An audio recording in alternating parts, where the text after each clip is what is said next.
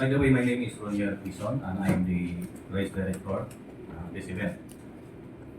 So this this activity, the trail run, on November 24th, Sunday at City Brazil, Barangay Mati, Rizal City.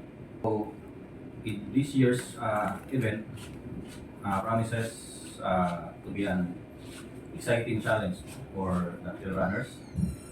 So there are three categories: distance, the 25 kilometer, the 12 kilometer, and the 5 kilometers.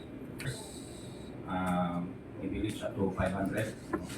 So after sa event no di magadayon na basta-basta nga jagan lang.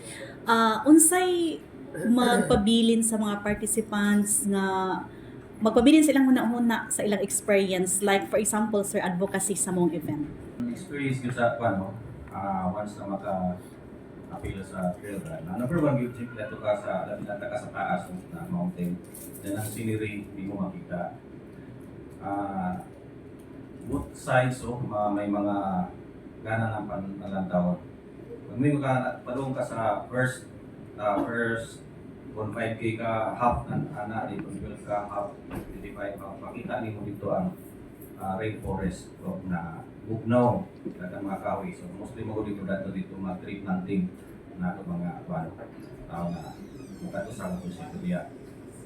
Then sa Pika side, then tagsaka na nato sa bukid from Sitio Tagbasingan, diya makita na itong grassland, makita ang overlooking view sa mga kita na sa akbang ng Brazil, makita din the city, makita na to. So kana padaan mga runners mag-enjoy yun. Hindi na nakalimutan sa mga view padaan.